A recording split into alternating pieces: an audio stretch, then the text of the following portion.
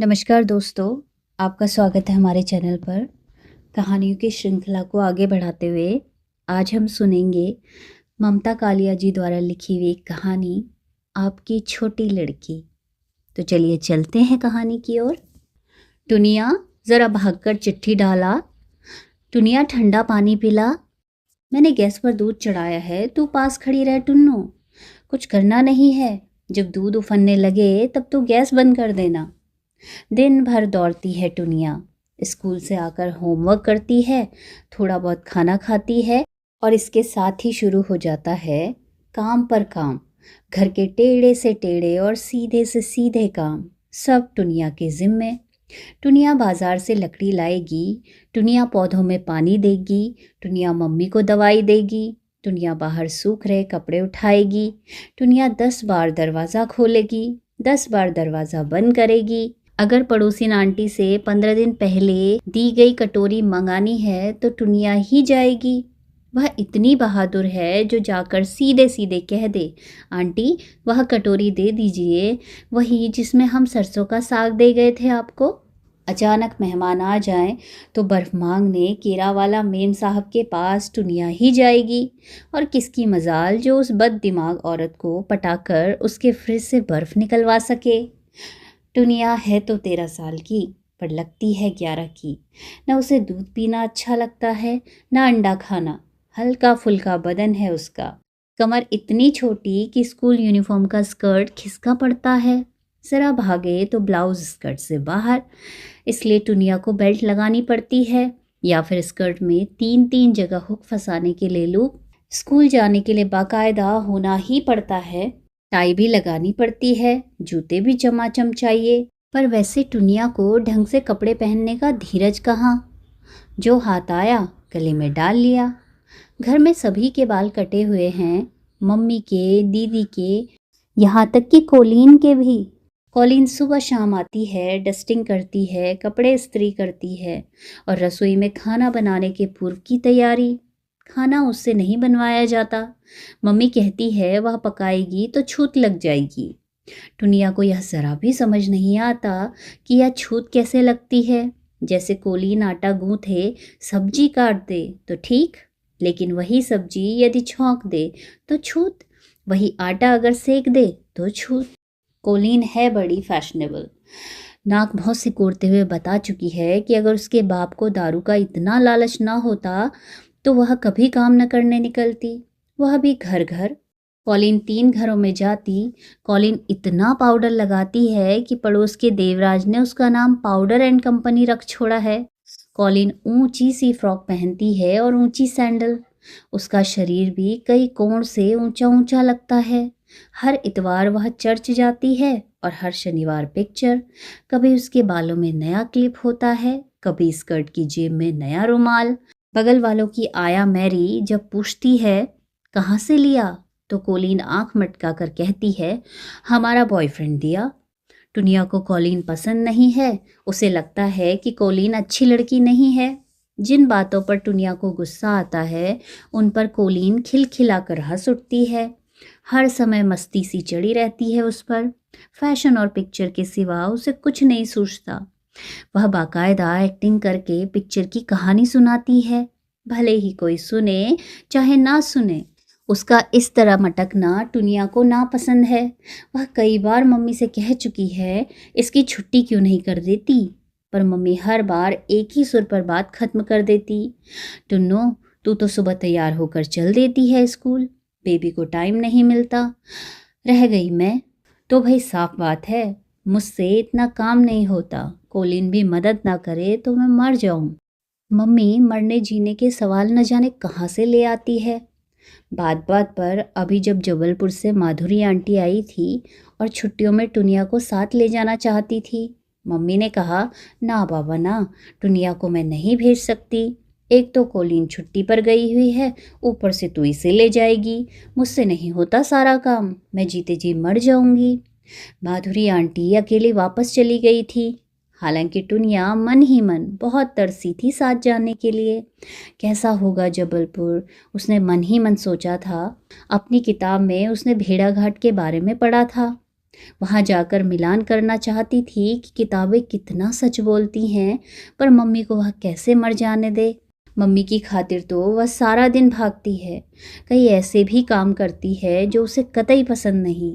मसलन पाल साहब के यहाँ जाकर पापा को फ़ोन करना, नल बंद होने पर निचली मंजिल पर डॉक्टर जगतियानी के घर से पानी लाना, बाजार से कांदा बटाटा खरीदना और सामान मम्मी को पसंद ना आने पर उसे वापस करने दुकान पर जाना। मम्मी उससे दुनिया भर का सामान मंगाएगी, फिर उसमें मीन मेक निकालेंगी। साबुन में तू 10-20 पैसे ज़्यादा दे के आई है, बट्टी लेकर वापस बोहरा के पास जा और कह हमें नहीं लेना साबुन, लूट मची है क्या, जो दाम मन में आया ले लिया। टुन्नो इतनी बड़ी हो गई है तू, अभी तक अदरक खरीदने की अकल नहीं आई। यह एकदम 2 कौड़ी की अदरक है, गट्ठे वाली। अदरक तो एकदम बादाम जैसी आ रही है आजकल। अब दुनिया क्या जाने अदरक बादाम जैसी होती है, उसे तो अदरक एकदम नीरस चीज़ लगती है। खाने में भी और देखने में भी। एक बार खरीद कर वापस करना क्या इतना आसान होता है? पसीना आ जाता है, कार्टून अलग बनता है। छुट्टी वाले दिन एक दोपहर घर में पानी एकदम ख़त्म था। मम्मी ने झट कह दिया, टुनिया एक छोटी बाल्टी पानी नीचे से ले आ, कम से कम चाय तो बने। डॉक्टर जगतियानी के यहाँ नल के साथ साथ हैंडपम्प भी लगा है। निचली मंजिल होने की वजह से उनके यहाँ पानी हर वक्त आता है। डॉक्टर और मिसेस जगतियानी दोनों सुबह अपने क्लिनिक पर जाते हैं, दोपहर 2:30-3 बजे तक लौटते हैं। लौटकर खाने के बाद वे सो जाते हैं, एयर कंडीशनर चलाकर। उनके घर की पूरी देखभाल उनका नौकर रामजी करता है। वही फ़ोन सुनता है, कॉल बेल बजने पर दरवाज़ा खोलता है, कार साफ़ करता है और खाना बनाता है। सारी शाम जब डॉक्टर साहब और मिसेस जगतियानी क्लिनिक पर होते हैं, रामजी टीवी देखता है। यह उसका रोज़ का काम है। टीवी को वह टीबी कहता है। एक एक अनाउंसर को वह पहचानता है। उसने सबको नाम दे रखे हैं, फर्स्ट क्लास, सेकंड क्लास, चलेगा और खटारा। उस दिन टुनिया पीतल की छोटी बाल्टी लेकर नीचे पहुंची तो डॉक्टर साहब का पिछला दरवाज़ा खुला था। टुनिया सीधे अंदर पहुंच गई। नल खोलकर देखा, पानी नहीं था। फिर उसने हैंडपम्प चलाया, वह भी सूखा पड़ा था। तभी रामजी रसोई में से निकल कर आया। आज पानी नहीं है, सब खल्लास। टुनिया ने एक बार और नल खोलने के लिए हाथ बढ़ाया ही था कि रामजी ने अपने पजामे की ओर इशारा किया और अश्लील ढंग से मुस्कुराकर कहा, लो इससे भर लो। टुनिया कुछ समझ नहीं पाई, पर जो कुछ उसने देखा, घबराकर वह दहशत से चीखती भाग खड़ी हुई। बाल्टी वापस उठाने का किसे होश था? बेतहाशा भागती टुनिया तीसरी मंजिल पर घर में घुसी कि मम्मी की घुड़की पड़ी। पानी नहीं लाई ना, अब पीना शाम की चाय। काम तो कोई करना ही नहीं चाहता आजकल। एक कोलीन है, उसे कुछ कहो तो वह मुंह बनाती है। एक तू है, तेरे अलग नखरे। जो करूं मैं करूं, जहां मरूं मैं मरूं। टुनिया का मन इस वक्त इतना घिना और घबरा रहा था कि वह क्या न कर दे, पर माँ की भुन भुन सुनकर भन्ना गई। ये मम्मी है, इन्हें क्या फिक्र, टुनिया पानी क्यों नहीं लाई, इनका तो बस काम होना चाहिए, नहीं तो ये मरने को तैयार बैठी हैं। और बाल्टी कहाँ फेंक आई, बोल तो सही मुंह से। हद हो गई ढीठपने की, खाली बाल्टी उठाकर लाने में इतनी कलाई मुड़ती है। एक हम थे, हमारी माँ ज़रा इशारा कर दे, हम सिर के बल उल्टे खड़े रहते थे। बस शुरू हो गया ये और इनका ज़माना। अब यह रिकॉर्ड जल्दी नहीं रुकने का। लकड़ी काटने से लेकर सिर काटने तक के अपने तजुर्बे सुनाए जाएंगे। नानी के सिरहाने लहराता सांप मम्मी ने कुचला था। लोहे वाली की सोने की तगड़ी का पता मम्मी ने लगाया था। चोर को सेंध लगाते सबसे पहले मम्मी ने देखा था। नानी की बीमारी में उन्हें कैसे संभाला था, कैसे बताए टुनिया। यह सब करना आसान है बनिस्बत वापस नीचे जाने के, अपनी आँखों वह गंदी चीज़ देखने के, महज एक बाल्टी की खातिर। दीदी के साथ तो ऐसा नहीं करती मम्मी। दीदी उनका एक भी काम नहीं करती, फिर भी उनके सामने मम्मी कभी शिकायत नहीं करती। वह तो कांदा बटाटा लेने बाजार नहीं जाती, उसे पानी लेने डॉक्टर जगतियानी के यहाँ नहीं भेजा जाता। बिजली का बिल जमा करने की कतार में दीदी तो कभी नहीं लगी। दीदी सुबह 8 बजे सोकर उठती है, उठते ही हुक्म चलाने लगती है। कोलिन, मेरे नहाने का पानी गर्म करो। मम्मी, आलू का टोस्ट बना दो। दुनिया, इस कुर्ते के साथ का दुपट्टा ढूंढ दो। दीदी नहाने चली जाती है और घर भर उसके कॉलेज जाने के काम में इस कदर व्यस्त हो जाता है जैसे दीदी लाम पर जा रही हो। मम्मी गेट तक उसे घड़ी और रुमाल पकड़ाने भागती है। दीदी थैंक यू भी नहीं कहती, बस एक महारानी नज़र सब पर डाल शान से चल देती है। अकेली कॉलेज जाती है पर यूँ लगता है मानो 4 अर्दली आगे 4 पीछे चल रहे हैं। किस शान से दीदी सड़क क्रॉस करती है, आती जाती टैक्सियों कारों को चुनौती देती है। किसी की मजाल जो दीदी से पूछे, क्यों जी, यह सड़क क्या आपके पापा ने बनवाई है? वह पैदल पार पथ क्या बटेरों के लिए छोड़ रखा है? दुनिया को पता है जब दीदी कॉलेज के लिए निकलती है, कॉलोनी के आधा दर्जन लड़के भी तभी अपने अपने घर से निकलते हैं। वे इधर उधर छा जाते हैं, कोई पुलिया के पास, कोई चौराहे पर, कोई बस स्टॉप पर। दीदी इन सब की हीरोइन है। किसी ने दीदी को कॉलेज के स्टेज पर नृत्य करते देख लिया है, बस गुड़प। किसी ने दीदी को डिबेट में बोलते सुना है, धराशायी। कोई दीदी की चाल का दीवाना है, कोई दीदी के बालों का। बच्चू सीने पर हाथ रखकर गाता है, उड़ उड़ के कहेगी खाक सनम। आबू 2 साल से एलएलबी में फेल हो रहा है। दीदी किसी की ओर नहीं देखती, गर्दन को एक गुमान भरा झटका दे वह बस स्टॉप पर ऐसे खड़ी हो जाती है जैसे बकिंघम प्लेस की बग्गी उसके लिए आने वाली हो। एक दिन तो आ भी गई थी प्रिंस राजगढ़ की गाड़ी। दीदी बस स्टॉप पर खड़ी थी कि चॉकलेट रंग की कार झटके से आकर सामने खड़ी हो गई। प्रिंस खुद ड्राइव कर रहे थे। निहायत शालीनता से बोले, मिस सहाय, मैं भी कॉलेज जा रहा हूँ। May I have the pleasure to drop you? दीदी ने एक नज़र उसे देखा और कहा, सॉरी, मैं नहीं जानती आप कौन हैं। प्रिंस सिर झुकाकर चला गया। वह कॉलेज नहीं गया, वह इतना तिलमिला गया, उसने उसी दिन न सिर्फ कॉलेज वरन शहर भी छोड़ दिया। बहुत नाज है टुनिया को अपनी बहन पर। दीदी टुनिया से चाहे जो काम ले ले, टुनिया कर देगी। टुनिया दीदी के नाखून काटती है, रुमाल धोती है, बाल कंघी करती है, कमरा ठीक करती है। उस दिन टुनिया बहुत थकी हुई थी, बाजार के 5 चक्कर लगाने पड़े थे। दीदी को भी बाजार का ही एक काम था, उसे दर्जी से मैक्सी मंगवानी थी। दीदी ने अपने बालों से मोतियों के फूलों का छोटा गुच्छा निकालकर टुनिया को पकड़ा दिया। खुशी के मारे टुनिया सारी थकान भूल गई। फूलों को निहारते निहारते वह दर्जी की दुकान तक चली गई और मैक्सी ले आई। पैर बहुत दुखे पर फूल कितने सुंदर थे। कई बार दीदी टुनिया के हाथ में अपनी फिलॉसफी की किताब थमाकर लेट जाती है। पढ़ाई करने का दीदी का यह प्रिय तरीका है। टुनिया कांट हीगल से लेकर अद्वैतवाद तक सब पढ़कर सुनाती है। बहुत कुशाग्र बुद्धि है दीदी। एक बार का सुना ज्यों का त्यों याद हो जाता है उसे। इसी तरह दीदी ड्रामे का पाठ याद करती है। दीदी के साथ साथ टुनिया को भी याद हो जाते हैं संवाद।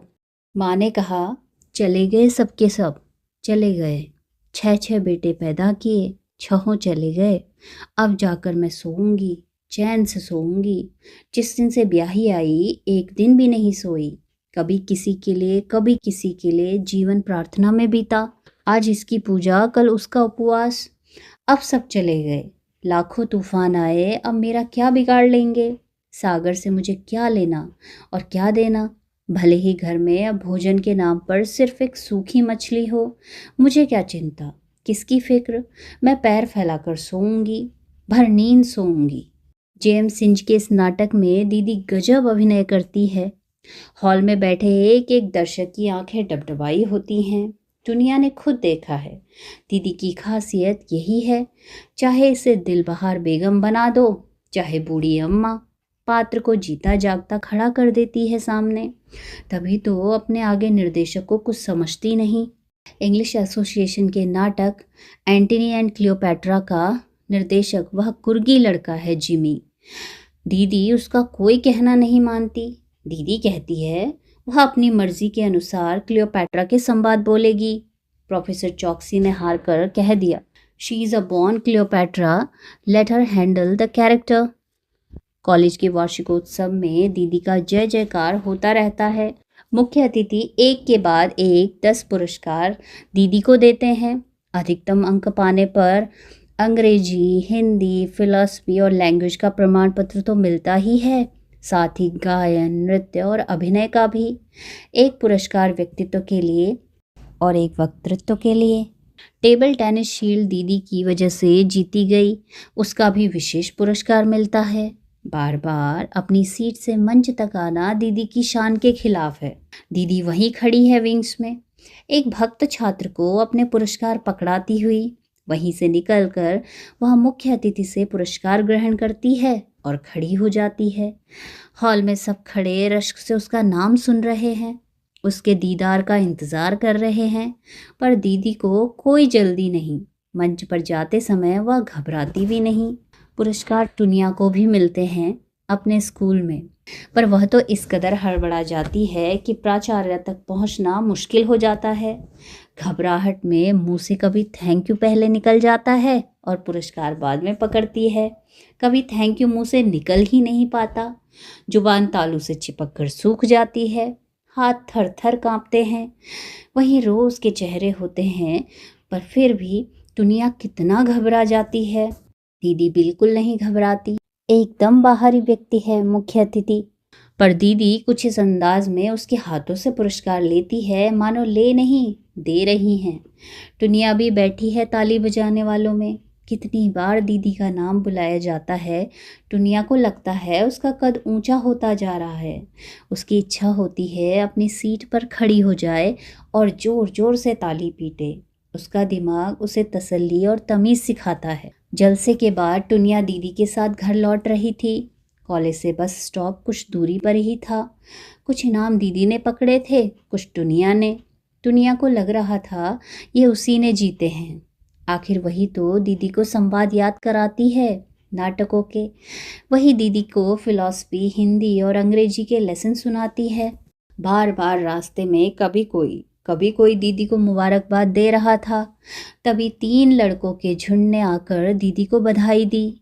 फिर उनमें से एक नाटे से लड़के ने कहा, मिस सहाय, हम लोगों में एक शर्त लगी है। राज कक्कड़ का कहना है यह लड़की जो आपके साथ है आपकी बहन है। मेरा कहना है ऐसा हो ही नहीं सकता। बकवास करना राज की पुरानी आदत है, लेकिन मैं आपकी शान के खिलाफ इसे बोलने थोड़े ही दूंगा। आप असलियत बता दीजिए। हम लोगों में आइसक्रीम की शर्त लगी है। दीदी ने निहायत लापरवाही से कहा, मेरी बहन है यह, तोड़ना सहाय। लड़कों के मुंह अवाक रह गए। उन्होंने टकटकी लगाकर टुनिया को जांचा, जैसे चिड़ियाघर में बच्चे जेबरा देख रहे हों। राज कक्कड़ ने विजेता अंदाज में बाहें चढ़ा ली। देखा ना, मेरी खबर गलत नहीं हो सकती है ना धमाका। नाटे लड़के ने हताश स्वर में कहा, यह आपकी सगी बहन है मिस सहाय। हाँ बाबा, हाँ, दीदी ने हंसते हंसते कहा। एक ही माँ की? हाँ, और एक ही पिता की भी। दीदी ने अपनी तरफ से मजाक मारा, जिस पर सब हो होकर हंस पड़े। टुनिया को पहली बार रोना रोना सा आया। कितने बेहुदा लड़के हैं, कैसे भद्दे मजाक करते हैं। यह क्या शर्त लगाने की बात है। कितनी बार वह दीदी के साथ कॉलेज जा चुकी है। बहन नहीं तो क्या चपरासिन है। घर जाकर टुनिया ने किसी से कुछ न कहा, पर रुलाई एक अंधड़ की तरह मन में घुमड़ रही थी। किसी को उसकी ओर देखने का अवकाश ही कहाँ था। कोई दीदी की पीठ ठोक रहा था, कोई उसका मुंह चूम रहा था।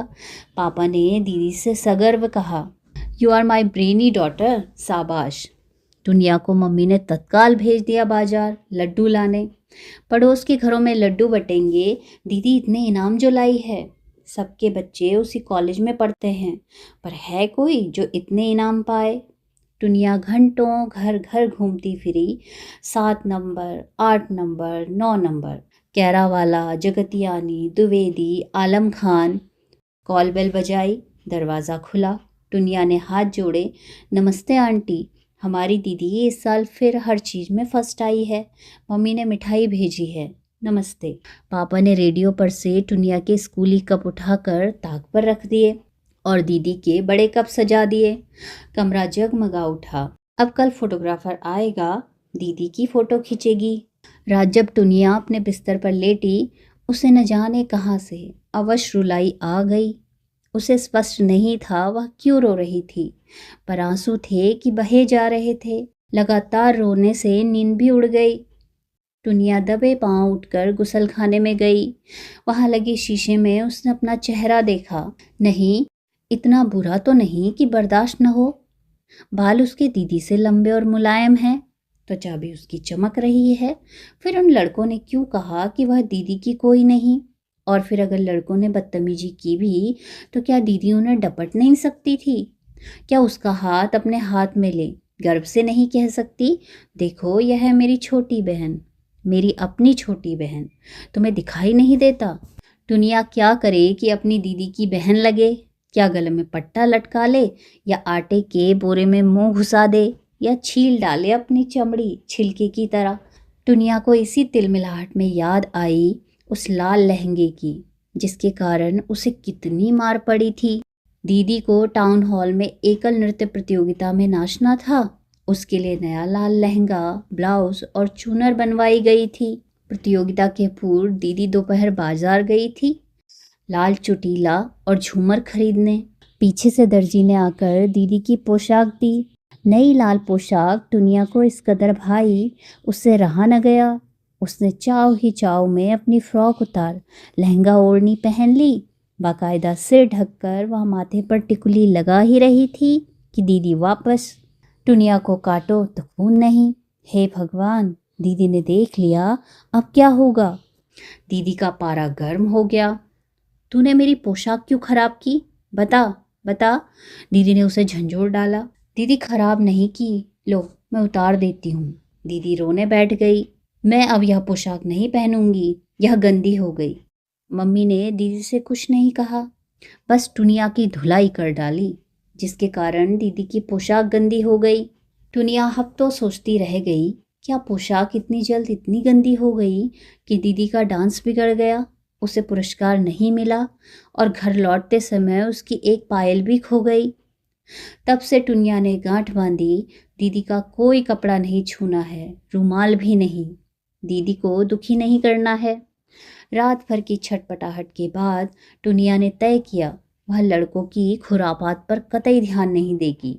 वह अपना पूरा ध्यान पढ़ने में लगाएगी। दीदी के कॉलेज अब कभी नहीं जाएगी। मम्मी कहेगी तब भी नहीं। स्कूल में टुनिया का दिन बहुत अच्छा बीता। इंग्लिश में वेरी गुड मिला, ड्राइंग में गुड। खुशी के मारे बाकी पीरियड भी खटाखट बीत गए। अब आया गणित का पीरियड। होड़ी वाला सर की क्लास। लड़के लड़कियों को सबसे ज़्यादा सज़ा इसी क्लास में मिलती थी। लड़कों को भी ज़बरदस्त कैनिंग होती है। लंबी लचीली टहनी होड़ी वाला सर के क्लास का दौरा कर डालती है। सनाक सनाक हथेलियों पर कैन लेते लड़के रोते नहीं, पर उनके होंठ भिज जाते हैं। दुनिया के बदन में फुरफुरी आती है। जितनी बार यह आवाज़ सुनती है वह सनाक सनाक। लड़कियों को मार नहीं पड़ती, उन्हें स्कूल के बाद रुकने और पाठ लिखने की सज़ा मिलती है, डिटेंशन। क्या तुक है इसमें? सवाल गलत हुआ गणित का और सज़ा में मिल गया आर ह्यूमन स्ट्रक्चर को 9 बार लिखना। दुनिया को कभी यह सज़ा नहीं मिली, लेकिन जिन्हें मिलती है वे भी तो उसकी सहेलियां हैं। उसे पता है लिखते लिखते उनकी बिचली उंगली नीली पड़ जाती है।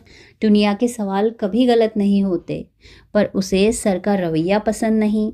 जिस समय छात्र सवाल कर रहे होते हैं, होड़ी वाला सर खिड़की पर पीठ टिका गिद्ध दृष्टि से सबको देखते हैं। No cheating. लड़कों से निपटकर वे लड़कियों के पास आते हैं।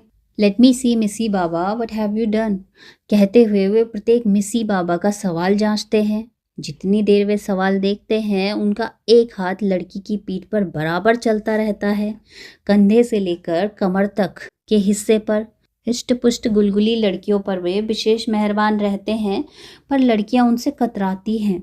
बड़ी लड़कियां आपस में इस बात पर भुनभुनाती हैं, पर डर के मारे कोई जुबान नहीं खोलती। दुनिया के प्रायः सभी सवाल ठीक होते हैं, शायद इसीलिए सर उसके पास कभी नहीं फटकते। जल्दी से राइट लगाकर आगे बढ़ जाते हैं। 2-4 बार दुनिया ने वे सवाल भी कर दिखाए हैं जो सर नहीं कर पा रहे थे। होड़ी वाला सर सिर्फ STC तक पढ़े हैं। छात्र उनकी डिग्री को कहते हैं संडास टिकट कलेक्टर। संडास जाने का टिकट कहाँ लगता है, उन्हीं से पूछने की बात है। शनिवार को पापा ने सुबह बैठक साफ करवाई।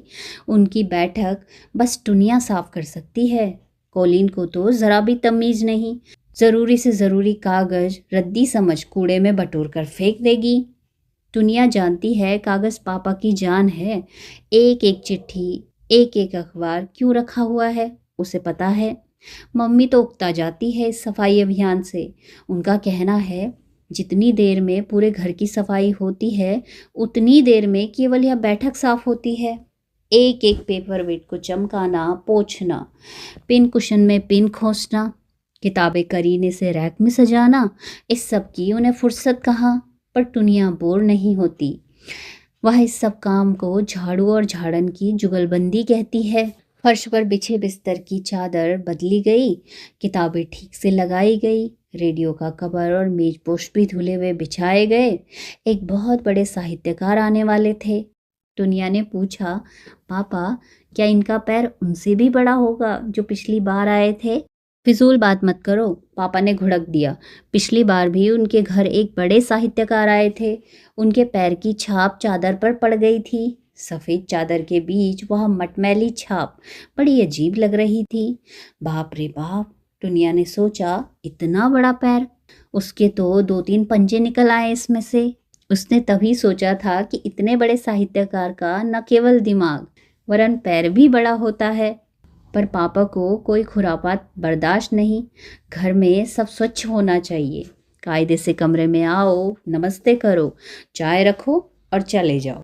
अगर कमरे में कविता पाठ चल रहा हो या गंभीर बातचीत, कभी टोको नहीं। सुनना चाहती हो तो चुपचाप बैठ जाओ। दुनिया किताबों की दुनिया से अनजान नहीं, किताबें उसे बेहद प्रिय हैं। वह कुछ भी और सब कुछ पढ़ डालती है। यह जो साहित्यकार आने वाले हैं, श्री मुक्तिदूत, इनका उपन्यास भी उसने पढ़ा है। उसके मन में उन्हें देखने की उत्कट अभिलाषा है। दुनिया जानना चाहती है वे दूसरे के मन की बात इतनी आसानी से और इतनी अच्छी तरह से कैसे समझ लेते हैं। क्या उनके पास डॉक्टर की तरह कोई स्टेथोस्कोप होता है? एक और बात जो दुनिया को समझ में नहीं आती वह यह है कि कोई साहित्यकार जो 50 पुस्तकें लिखने के बाद भी बड़ा साहित्यकार नहीं माना जाता और कोई सहज एक पुस्तक लिखकर महान हो जाता है। पापा थोड़ा बहुत समझाते हैं, फिर अपना शाश्वत वाक्य बोल देते हैं, अभी तू बहुत छोटी है। इतनी छोटी नहीं है दुनिया। दिल दिमाग हजार हजार सवालों से भरा पड़ा है। क्यों क्यों क्यों? उनके घर अधिकतर कलाकार और साहित्यकार आते हैं। यहाँ आने वाले तरह तरह के लोग हैं। एक बार एक कलाकार आए थे, जेब में 300 रुपये और बेशुमार उम्मीदें लिए। वे फिल्मों में संघर्ष करना चाहते थे। शक्ल से कितने भोले लगते थे। उनके घर महीनों रहे थे इसी बैठक में। रोज सुबह झोला कंधे पर डाल निकल जाते, स्टूडियो दर बानों से गिड़गिड़ाते। रात को थकान से लस्त और हौसले से पस्त लौटते। पापा उन्हें अपने साथ खाना खिलाते और देर तक उनकी हिम्मत बंधाते। अगली सुबह वे फिर निकल पड़ते। 3.5 महीने की दौड़ धूप के बाद उन्हें एक फिल्म में भूमिका मिली। बस स्टॉप पर खड़े एक गुंडे की, जो चाकू दिखाकर लोगों की जेब खाली कराता है और फिर चाकू चूम कर विचित्र अट्टहास करता है। हा हा हा हा। घर में वे चाकू घूमने और अट्टहास करने की रिहर्सल करते तो दुनिया कमरे से हट जाती। न जाने क्यों उसे लगता यह भूमिका उस कलाकार की तौहीन थी। उसके बाद सभी फिल्मों में वे गुंडे बने। 2 ही साल में वे फिल्म उद्योग के नामी विलेन हो गए। उन्होंने जुहू में फ्लैट खरीद लिया, कार खरीद ली, शादी कर ली और पापा को पहचानने से इनकार कर दिया। पापा को कोई खास फर्क नहीं पड़ा। न वे आहत हुए न अपमानित। उन्होंने कुछ और साथी ढूंढ लिए, पर मम्मी किचकिचाती रही। जब तक 2 रोटी का ठिकाना नहीं था, फलाने जी गले से बंधे रहे। आज रोटी बोटी दोनों का इंतजाम हो गया तो कैसे आंखें फेर ली। जाने इन्हें अकल कब आएगी। अरे अब तो यह सदाव्रत बंद करो। आज की दुनिया में कोई किसी का नहीं। क्या मिला तुम्हें मर मर कर? पापा ने एक बार भी शिकायत नहीं की। न जाने कितने लोगों को 5 रुपए से लेकर 50 रुपए तक उधार दिए, जो डूब गए। वर्षों मम्मी ने घर खर्च के रजिस्टर में इन्हें उन चत में डाले रखा, फिर हार कर लिखना छोड़ दिया। पापा ने कहा, इसमें क्या झींकना, सारा जीवन ही एक लेन देन है। मम्मी बोली, तुम्हारा तो सारा जीवन बस लेन देन है। मम्मी को गुस्सा बहुत जल्दी आता है, अच्छी बातों में भी वे न जाने कहाँ से आपत्ति ढूंढ निकालती हैं। 21 नंबर में नए किराएदार आए थे, मिस्टर पै।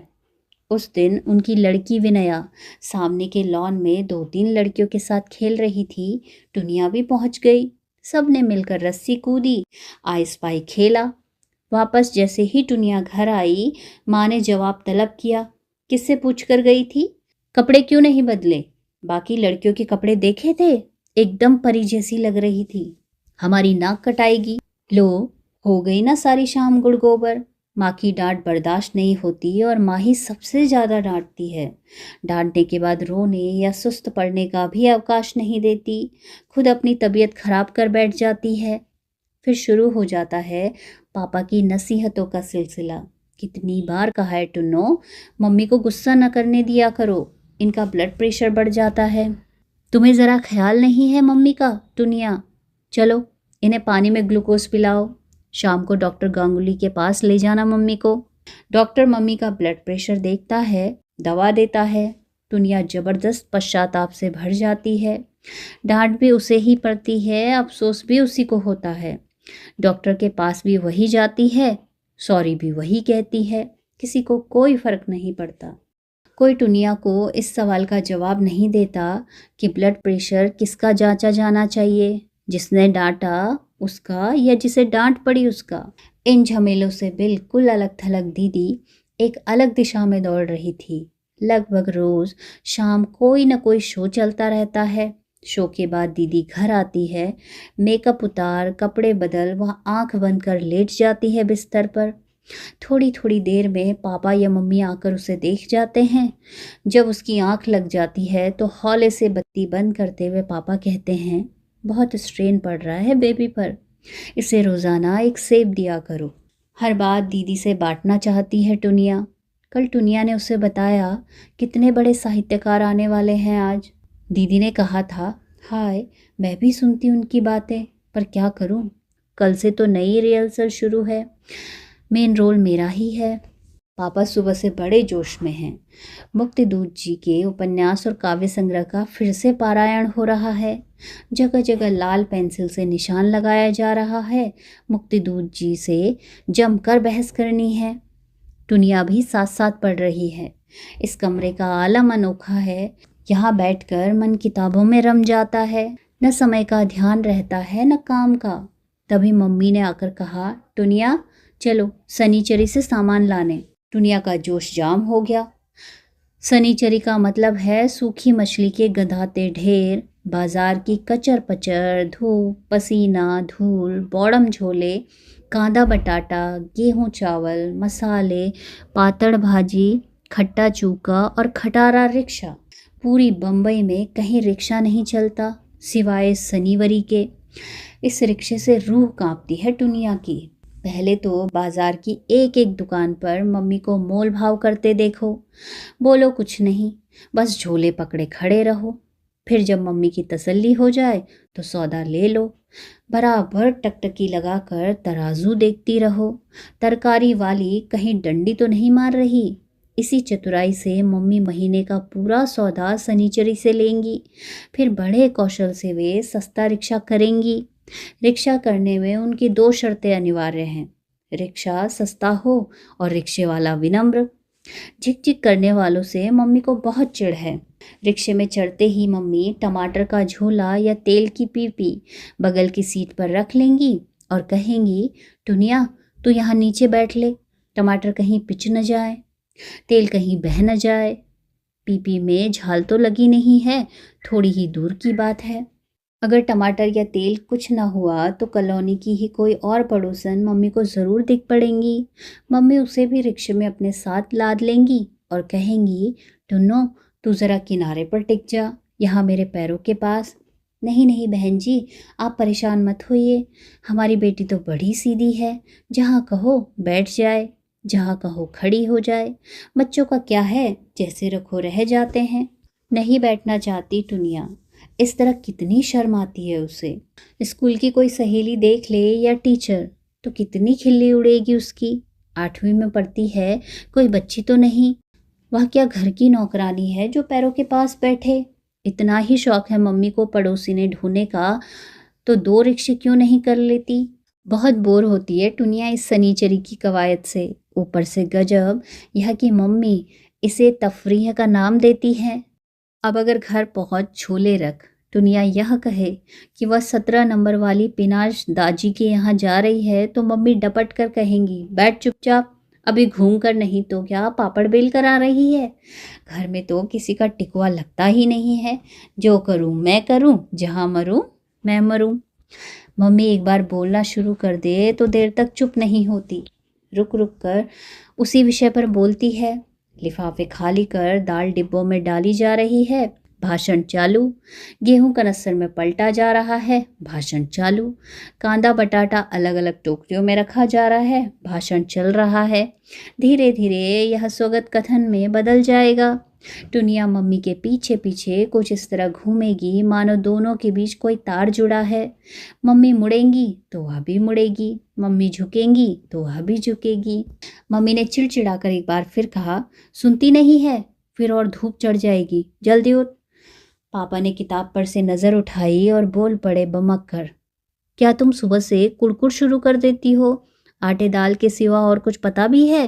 नहीं जाएगी टुनिया, इतने बड़े साहित्यकार आ रहे हैं, किसी भी समय आ सकते हैं। यहाँ कौन बनाएगा चाय? जाना है तो कॉलिन को लेकर जाओ। एक कटखनी नज़र पापा और टुनिया पर डाल मम्मी चली गई। पापा द ग्रेट। टुनिया को मज़ा आ गया। कैसी बाल बाल बची वह सनीचरी से। और कॉलिन क्या खूब फंसी। अभी अभी काम निपटा वह जाने की तैयारी कर रही थी, तभी तो उसने सबकी नज़र बचाकर फूलदान से एक फूल चोरी किया था बालों में लगाने के लिए। टुनिया को सब पता है। रिक्शे में जब पटरे पर बैठना पड़ेगा सारी शान झड़ जाएगी आज। वह तो छूटी किसी तरह। अब जब पापा कहेंगे वह ऐसी फर्स्ट क्लास चाय बनाएगी कि मुक्ति दूध जी भी हैरान रह जाएंगे। दाल पहले से पिसी रखी है, पकौड़े तल देगी। नहीं, दीदी क्यों करेगी मदद? अभी तो वह सोकर ही नहीं उठी। उठेगी फिर तैयार होगी और तत थई में लग जाएगी। कल ही तो उसके ड्रामे का 25वां शो खत्म हुआ है। आज नई रिहर्सल शुरू है। वक्त से 1 घंटे बाद मुक्ति दूध जी आए, चमत्कार की तरह, एकदम झकझक सफ़ेद खादी का कुर्ता पजामा पहने। आते ही हा हा हंसना शुरू। पापा बड़े प्रसन्न। मुक्ति दूध जी ने पहले उन्हें अफसरों की दृष्टिहीनता पर एक छोटा सा दिलचस्प भाषण दिया, फिर उदाहरण एक से एक अजीबोगरीब। गनीमत है पापा ने बिना बिद के सुन लिया। नहीं, कोई भरोसा नहीं, पापा कब सहसा अफसर बन जाएं, कब साहित्य प्रेमी। एक बार ऐसे ही किसी कवि के बेतकल्लुफी से बोलने पर पापा ऐठ गए थे और उन्होंने त्योरियों से बोलना शुरू कर दिया। कवि महोदय पापा को एक असफल मनुष्य बता रहे थे, जबकि पापा अपने को निहायत सफल मानते थे। पर मुक्ति दूध जी एक तो पापा के हम उम्र हैं, दूसरे बात करने का तरीका भी अलग है। चकित है टुनिया। पापा ने बताया था मुक्ति दूध जी न नौकरी करते हैं न व्यवसाय, पर कितने अलमस्त, किसी बात की फिक्र ही नहीं। शहनशाह सा अंदाज, गूंज भरी आवाज़, सिगरेट पीने का दिलकश अंदाज और किस कदर आत्मीय। खाया उन्होंने कुछ नहीं, लेकिन चाय खूब तारीफ करके पी। पूछा, किसने बनाई? आपकी पत्नी ने? नहीं, टुनिया ने। यह है मेरी छोटी लड़की तूर्णा, पढ़ने में बहुत तेज है और चाय बनाने में भी। हा हा हा। मुक्ति दूध जी हंस पड़े। यह लड़की बहुत तरक्की करेगी। मैं तो कहता हूँ जो अच्छी चाय बना सकता है वह दुनिया में मुश्किल से मुश्किल काम कर सकता है। तभी दीदी तैयार होकर कमरे में आई। सफ़ेद साड़ी ब्लाउज में कितनी ताज़ा लग रही थी, वह फूल की तरह। रोहिणी भाटे सभी छात्राओं को सफ़ेद वस्त्र में आने को कहती हैं। उनका कहना है कि नृत्य एक सात्विक क्रिया है, वह स्वयं भी सफ़ेद रंग ही पहनती है। मुक्ति दूध जी को नमस्कार कर दीदी ने पापा से कहा, पापा हमें ठीक 11 बजे पहुंचना है रोहिणी भाटे की क्लास में। आज से वसंत सेना का रिहर्सल शुरू है। ठीक है, चली जाना, पापा ने कहा। तभी मिसेज रहेजा भी आ गई 4 नंबर से। दुनिया के यह कहने पर भी कि मम्मी बाहर गई है, वहाँ अंदर रसोई तक उन्हें देख आई, फिर आकर बैठक में बैठ गई। उस समय पापा और मुक्तिदूत जी में बहस चल रही थी कि उत्कृष्ट साहित्य के लिए लोकप्रियता कोई शर्त हो सकती है या नहीं। मुक्तिदूत जी लोकप्रियता को व्यावसायिकता से जोड़ रहे थे, जबकि पापा उसे जनमानस से। वह बार बार रामचरितमानस के लोकप्रिय अंश उद्धृत कर रहे थे। मुक्तिदूत जी ने कहा, रामचरितमानस अपनी साहित्यिकता के कारण नहीं, धार्मिक आग्रहों के कारण लोकप्रिय है। मिसेस रहेजा बैठी रही कुछ देर, अपनी एक एड़ी से दूसरी एड़ी खुजाती, फिर बोली, दुनिया, हमने इडली का घोल बना रखा है, सांचा दे दो तो जल्दी से इडली पक जाए। अब आई ना असल बात पर। यह रहेजा आंटी इतने बहाने क्यों बनाती है? आते ही सीधे कह देती कि सांची के लिए आई है। इन्हें क्या पता बैठक में कौन बैठा है इस वक्त। सच, दुनिया को हैरानी होती है, कॉलोनी की सभी स्त्रियां एक सी एक हैं, सबकी आदतें एक सी। सुबह उठकर मेकअप कर लेना, हर वक्त खाने पीने के बारे में सोचना, दोपहर को सोना, शाम को टीवी देखना और रात को घोषित करना, आज मैं बहुत थक गई हूँ। दुनिया ऐसी कतई नहीं बनना चाहती, वह तो ऐसी बनना चाहती है जैसे मुक्तिदूत जी। उसे लगता है जिंदगी के ज़रूरी सवालों का जवाब साहित्यकार ही ढूंढ सकता है। मुक्तिदूत जी जानना चाहते थे कि क्या माधव मिश्र अभी भी इस कॉलोनी में रहते हैं। पापा ने बताया, आजकल बहुत उदास हैं, कहीं आते जाते नहीं। हाल ही में उनकी पत्नी का देहांत हो गया। अकस्मात? नहीं, कैंसर था। मैं तो उनका घर भूल गया हूँ। कोई 8 बरस पहले आया था एक बार। किस नंबर में है? 108। इस ब्लॉक से हटकर उधर तीसरी सड़क के मोड़ पर जो क्वार्टर बने हैं उनमें। कहाँ भाई? दुनिया बता देगी, जानती है। दुनिया बेटी, ज़रा मुक्तिदूत जी को माधव मिश्र जी के यहाँ पहुँचा दो। पापा बोले, भाई, लेकिन लौट कर हम एक चाय और पियेंगे। ज़रूर ज़रूर। पापा की मुस्कान खिल गई। पापा को और क्या चाहिए, उनका मन तो बस स्वागत सत्कार के लिए बना है। बस चले तो सारा दिन सारी रात दरवाज़ा खोले बैठे रहें, आगंतुकों के इंतज़ार में। उनकी भूख प्यास मित्रों के साथ बंधी है, साथ में कोई खाने वाला ना हो तो 3 बजे तक खाने की सुध ना लेंगे। कोई आ जाए तो 12 बजे से ही भूख लग जाएगी। दुनिया ने ज़रा भी देर नहीं लगाई, फौरन स्लीपर्स पहने और चल दी मुक्तिदूत जी के साथ। बाप रे, कितने लंबे हैं, ताड़ की तरह। बात करते समय अगर इनकी तरफ देखना हो तो गर्दन में बाटा पड़ जाए। मुक्तिदूत जी ने देखा दुनिया उनके साथ लगभग भागते हुए चल रही है। उन्होंने रफ्तार धीमी कर दी, पूछा, यह तुम्हारी बहन थी ना? आपको कैसे पता? वाह, तुमसे इतनी मिलती जो है। दुनिया ने शायद गलत सुना है या मुक्तिदूत जी ने ही गलत कहा है। सब तो कहते हैं मुझसे ज़रा भी नहीं मिलती। बहुत मिलती है। तुम्हें पता है तूर्णा, भगवान के पास सबसे बेहतरीन प्रिंटिंग प्रेस है। इंसान लाख कोशिश करे वह बात पैदा नहीं कर सकता जो भगवान कर सकता है। जैसे किताबें छपती हैं सब एक सी, इसी तरह भगवान हर खानदान के नाक नक्श के ब्लॉक प्रिंट करते हैं। तभी न जानकर लोग कहते हैं, अरे बहुआ, तेरी नाक तो बिल्कुल दादी पर गई है, तेरी हंसी में तो बुआ की छवि है। ईश्वर एक बढ़िया मुद्रक है। अपनी बात पर मुक्तिदूत जी हा हा कर हंस दिए।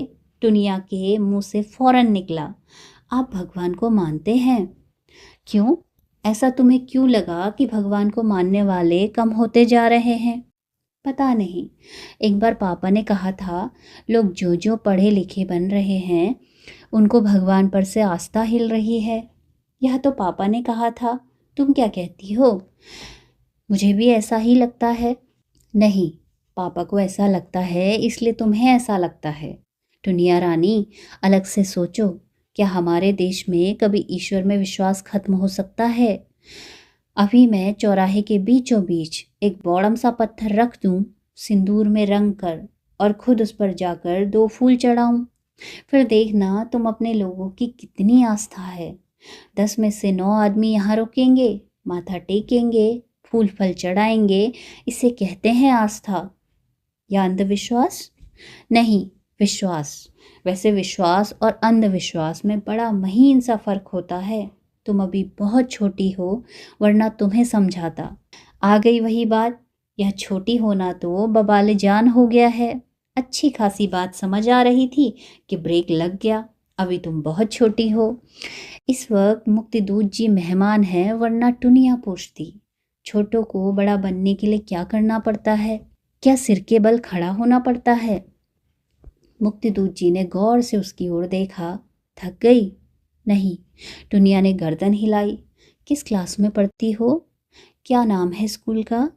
कैसे जाती हो इतनी दूर? लीजिए, आ गया माधव मिश्रा का घर। मिश्रा जी घर पर हैं। टुनिया का काम खत्म। जाएगी। मुक्तिदूत जी अब मिश्रा जी से बातों में मशगूल हो जाएंगे।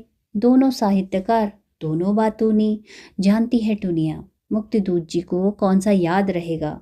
वह किस क्लास में पढ़ती है, कैसे स्कूल जाती है, स्कूल का नाम क्या है? बच्चों से ऐसी बातें सभी पूछते हैं और सभी भूल जाते हैं। पापा के एक दोस्त हर बार उससे उसका नाम पूछते हैं और हर बार भूल जाते हैं। पापा का ख्याल है चाय के बाद मुक्तिदूत जी को खाना भी खिलाया जाए। और क्या, 12 बजे हैं, चाय पिलाते 1 डेढ़ बज जाएंगे। मम्मी सनीचरी से अभी लौटी नहीं है, लौट कर भन आएंगी। बस शुरू हो गई इनकी दावतें। इतना ही शौक था खिलाने का तो किसी हलवाइन से शादी कर लेते। सारा दिन बैठी रहती भट्टी पर, बाजार में धूप में तपते आओ और मरो चूल्हे पर।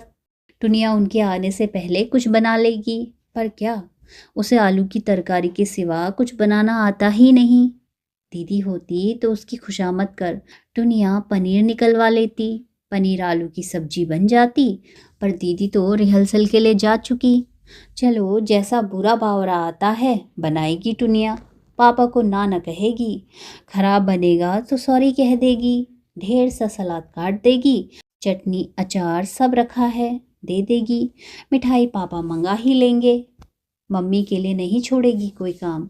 एक तो मम्मी थकी हुई लौटेगी, दूसरे उन्हें गुस्सा आएगा। अगर मम्मी पसंद करे तो छुट्टी वाले दिन टुनिया सारे घर का खाना बना दे। पर पसंद ही तो असली बात है। मम्मी को किसी के हाथ का बना खाना अच्छा नहीं लगता।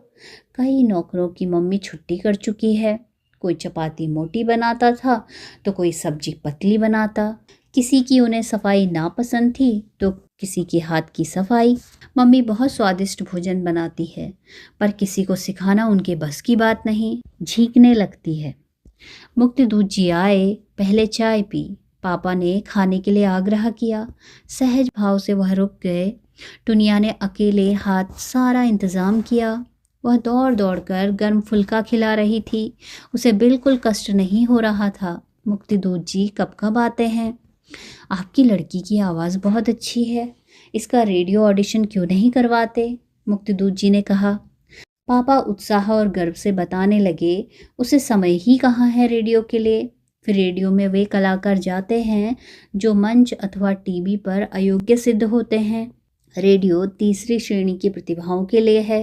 यह तो स्टेज की नामी कलाकार है। आए दिन इसके शो होते रहते हैं। बल्कि एक बार फिल्म के लिए भी प्रस्ताव आया। काफ़ी नामी प्रोड्यूसर था, लेकिन आप जानते ही हैं, बच्ची को वहाँ फंसाना तो बिल्कुल गलत है।